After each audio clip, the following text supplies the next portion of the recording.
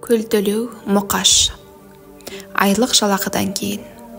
Шіркін-ай, осы бет бұлақтың суын-ай, мейірді қандыруын қарашы. Әй бекен, тағы алшы бір құтысын, тағы әкел. Енді бір әперіп жібер деп жатып оянып кетті. Түс екен. Қара терге түсіп, тілі аузына сыймай шөлдеп жатыр. Терезеден шықырая түскен күн сәулесі шекесін қызартып барады. Басы меңзең. Шалабай үйіне қашан келіп құлағанын есіне түсіре алмады. Кешек тракторшы құрдасы Бекен екеуі өлерде ішкен. Екеуі еңбекақы алған сайын сөйтетін. Айлық қолға тиген соң, қой, бүгін жолшыбай бір жартылық алып, қалған ақшаны аман есенде Шәрбан қолдың қолына тигізейін деп кеңсе сыртында тұрған тракторына беттей беріп еді, соңынан сиыршы Мұсатайдың әйелі жетті алқынып. Әй, шешек кегір, андағы 6 сом қайда?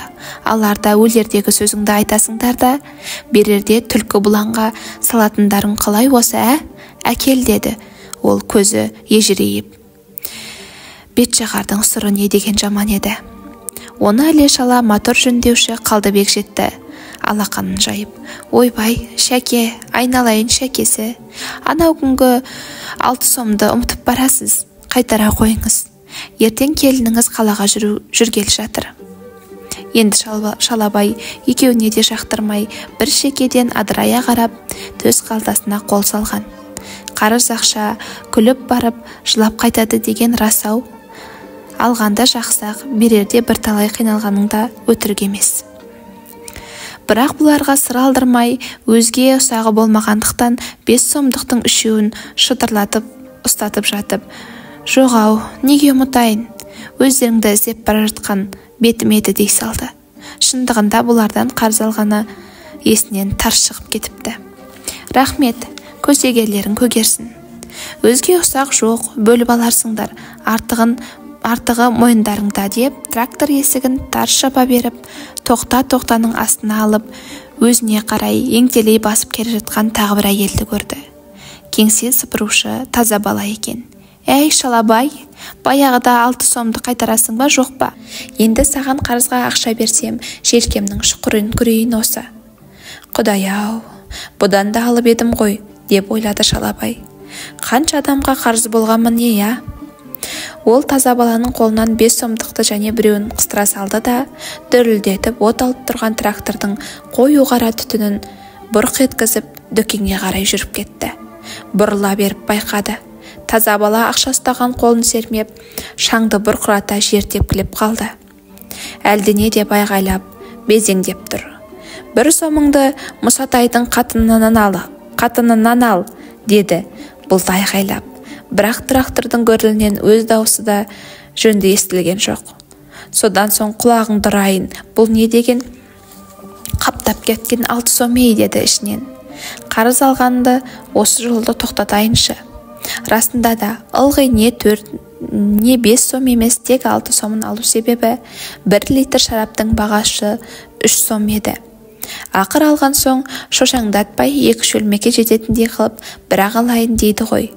Дүкен маңында безен кездесті де екеуі бір шиша талас шарабын алып ауыл сыртындағы бұлаққа қарай тартқан. Оған дейінгі аралық 3 шақырымдай жер. Әлден уақытта екеуі әдейі жарысқандай ұшқыр 2 тықырықты құлдыраңдата дедектетіп зуылдап барады.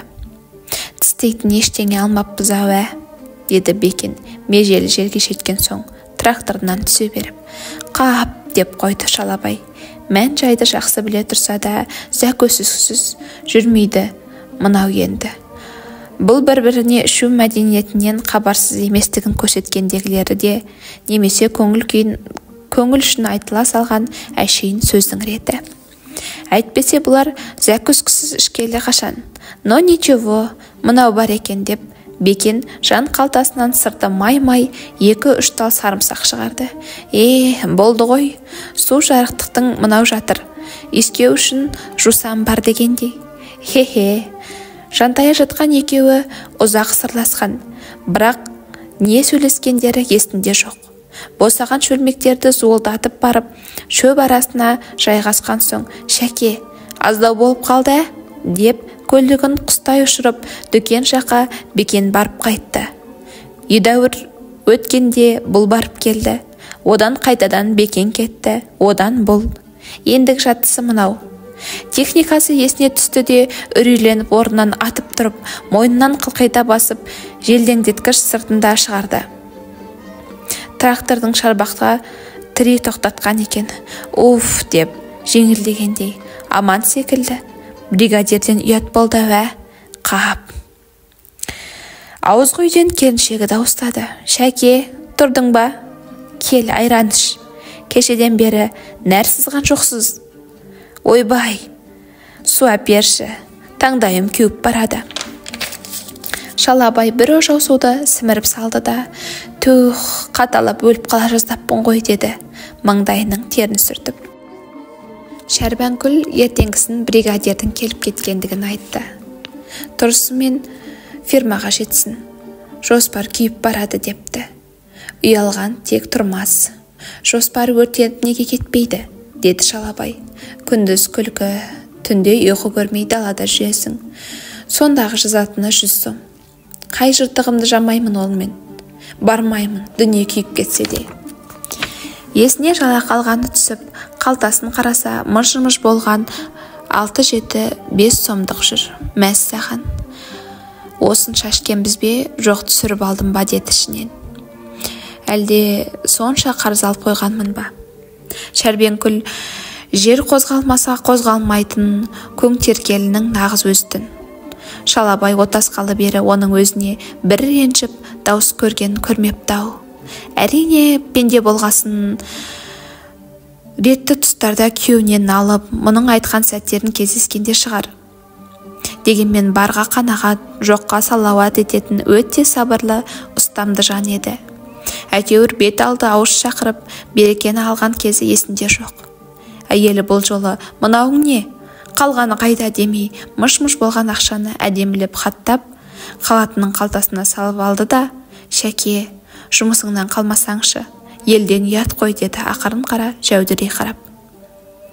Одан екеуі үн-түнсіз отырып шай ішті. Шалабай көзінің астымен үй ішін шолып отыр. Үй әдеттегідей тап-тұйнақтай, шашау жатқан нәрсе жоқ. Қабырғалар жұмыртқадай әппақ. Бірақ үйдегі мүліктің бәрі ескі. Жердегі алашада тозған. Дастархан да таза болғанымен тілім шығып ескіріпті.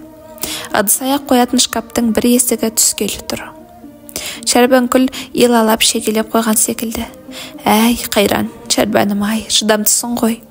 Осының бірін қыңқ деп айтпайсың-ау, деп ойлады Шарланбай. Өскенің мен мәдейің оқудан мақтау қағаз алды деді бір кезде келіншегі шырайланып. Екеуі бүгін пионер лагеріне жүргелі жатыр. Тұнжырап отырған Шалабай шұғыл жадырады. Маладес деді екеуі. Өзіме тартқан ғой қос қанатым. Тетелес екі ұлы зерделі, оқыпты болып өсіп келе жатыр еді. Шынында екеуі маған емес, саған тартқан әуә, Шарбан, деді Шалабай бір сәт әйеліне қулана қарап. Есепке жүйрік болушы едің. Ішінен, рас ей, сол екі күшік кімге тартқан оқымысты болып жүр екен десем осы. Өз жүрсін болса мынау, деп те ойлап қойды. Сол кезде үйге Өскен мен Мәдиде кіріп келген. Бүгін түсте жүретін болдық деді олар қосарласа. Сөйтті де екеуі қатар-қатар тұра қалып, бұрышта тұрған күрбіден айран құйып ішуге кірісті. Үсті бастары монтаздай. Кіршіксіз ақ көйлекке ақ қызыл галстук салтанатты рең берді. Бірақ Шалабайдың көзі теріс қарап тұрған екі ұлының шалбарындағы жамауға түскенде жан дүниесі нілдей бұзылып, өз көңілде құрақ-құрақ болып кетті. Көз алдында дөңгеленіп сонау жаутаңдаған балалық шағының көріністері орала қалған. 10 жасында әке-шешеден бірдей айырылып, тұл жетім қалған Шалабай совхоз орталығында интернатта жатып оқып еді. Интернат әрине бұлардан көмегін аяған жоқ. Тегін тамақ, тегін киім, жыл сайын жылы бәтеңке, қыстық пальто, костюм, шалбар бәрін береді. Бір қызығы бұл әлгі киімнің біреуінде кимейтін. Мүмкін ол баланың намысқойлығынан, жетімдікті мойындағысы келмегендігінен шығар. Дүниеде біреудің мүсіркегенін көргеннен, біреуге кіріптар болғаннан үлкен қорлық бар ма? Шалабай мектеп берген киімді орап, шифонерге тығып тастайтын да, жазғы каникулда совхоздың шөбін шабуға баратын. Ондағы ойы өз киім-кешегін өз еңбегімен табу еді. Сөйтіп жыл сайын тер төгіп, тапқан табысын қажетіне өтейтін, ұқыпты, таза жүруге үйренген. Бірақ ойын баласының киімі жыртылмай тұра ма? Бір күні үзіліс арасында балалармен қуаласып жүріп, шалбарының артынан шегеге іліп қалғаны. Шалбарының жыртығын білдірмей жамауға бар күшін салып түнімен отырды. Қайта-қайта қисық тігіп, қайта-қайта сөгеді. Қолына сан ретте ине кіріп кетті.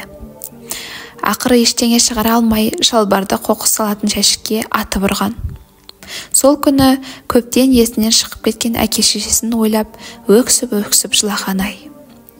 Содан 2 күн сабаққа бармай жатып алды. Не болды? Ауырып қалған ба? деп жағдайын сұрап келген класс жетекшісіне көпке дейін жауап берген жоқ. Тәрбиелі мұғалім ақыры түсінді мұның халін. Жамау шалбармен сабаққа өлсем де бармаймын, деді Шалабай. Онда интернат берген шалбарды неге кимейсің деген ұстазына. Кимеймін, мен бейшара емеспін деген есінде. Онда жүре ғой, дүкенге барайық, мен саған жақсы шалбар сатып берейін деген мұғаліміне көнбей қойды. Не істерін білмеген класс жетекшісі, жоқ, мен оны қарызға әперемін, келесі жазда құнын өтейсің деп әзер иліктіріп еді. Сол жамау шалбар әңгімесін Шалабай әскер қатарына оралып, трактор руліне отырған шағына дейін ұмыта алмай жүрді. Бұл жайды алғаш жан сырын бөліскен Шәрбәнкүлге әңгімелеп берген. Сонда екеуі де күрсінді. Екеуінің де жанарларын жас шалынған. Оқасы жоқ, дейтін Шалабай Шәрбәнкүлді жұбатып. Өмір әлі алда ғой, ендігі ғұмырда тұрмысты жақсартуға тырысуымыз керек шығар. Жетімдік пен жоқшылыққа жаны қас еді. Аман болсам, өзім көрген қорлықты балаларыма көрсетпейтінмін, дейтінді. Енді міне, сол сәттерді есінен мүлде шығарып алыпты. Ай, қуар ағай, деді ішінен. Қайдан ғана үйірленіп едім. Бұдан бұлай татып алмаспын-ау. Ол жанарлары жәудіреген екі ұлын да, Шәрбәнкүлді де, тіпті өзін де бір сәтке қатты аяп кетті. Ал жақсы, біз шығамыз, деді үлкен ұлы өскен бұған қарап. Кісісі мәди өжеттеу еді. Папа, біз келгенше арақ ішпе, жарай ма, деп тұр. Ішпеймін, қанатым, деді Шалабай көкірегі қарс айылып. Ол, бара қой қолындарым, жолдарың болсын деп, екі ұлының маңдайынан сүйгенде көзінен жас толып кетті де, жылап жібермейін деп далаға атқып шықты. Есік алдында тракторын дүрілдетіп Бекен тұр екен. Ол мұны көріп қарсы жүрді. Қолында бір шөлмек шарабы бар. Бас қалай, Шәке, деп айғайлап келеді. Кеше мынау ішусіз қалыпты ғой. Жоқ, Бекен, мен сені жұмыс жақта іздеп жатқан көрінеді, деп Шалабай оның шөлмекті созған қолын ақырын ғана серпіп, тракторын дүр еткізіп оталдырды да фермаға қарай бет түзеді. Мынаған бірдеңе көрінген бей, деп таңырқаған Бекен оның артынан аңырап қалыпты. 1984 жыл қыркүйек.